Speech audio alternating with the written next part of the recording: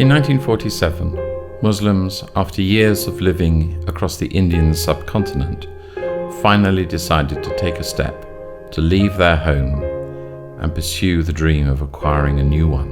Why? Because they believed they were deprived of their fundamental human rights, such as freedom of worship and social justice, and instead they faced victimization, persecution, and even constitutional genocide.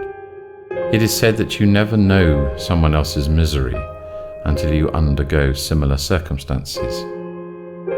Quaid-e-Azam, the founder of Pakistan, portrayed this in his speech he gave on the 11th of August 1947 when he said, "We are starting in the days where there is no discrimination.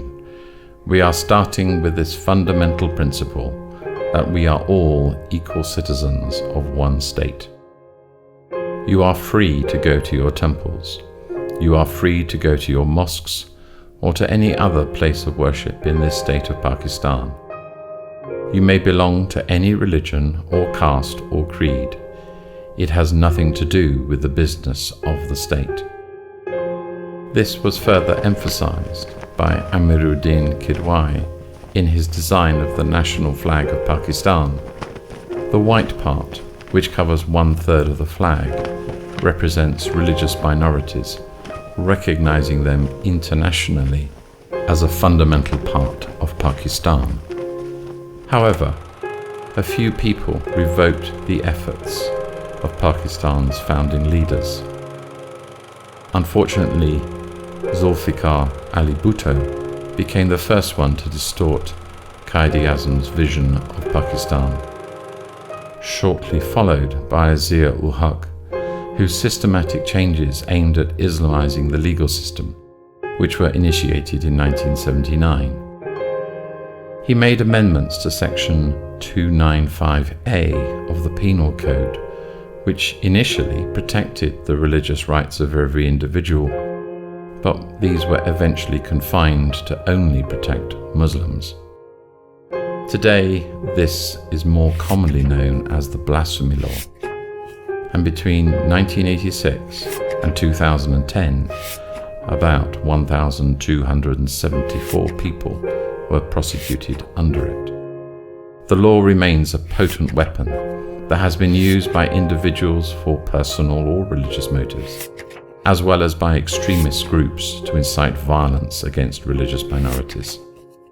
Many of those convicted under the blasphemy law, like Mansoor Masih, Samuel Masih, and Iqbal Masih, have been killed extrajudiciously. Many are rotting in jail, while many cases of rape and assassination have occurred but have never been reported. Despite the countless efforts made by many Christian Pakistanis to improve or protect their country, they are still treated like outsiders. Many, like Captain Cecil Chowdhury, dedicated their whole lives to the building of the nation of Pakistan. Yet still, the Christians in the nation of Pakistan have been confined into a community which is deprived of their religious freedom. Are they suggesting somehow that Pakistan needs to become two nations? Does more blood still need to be shed? Does history need to repeat itself over and over and over again? Surely, freedom to practice one's religion should be everywhere, every person's right. And peaceful nations are the only ones which thrive. Since most of the other reforms made by Zia Ul Haq have been repealed, then surely the amendments made to 295A of the Penal Code should also be dissolved. Equal rights should be given to every individual of the state. For, as Jesus said, if a kingdom is divided against itself, that kingdom cannot stand. If a house is divided against itself, that house will not be able to stand.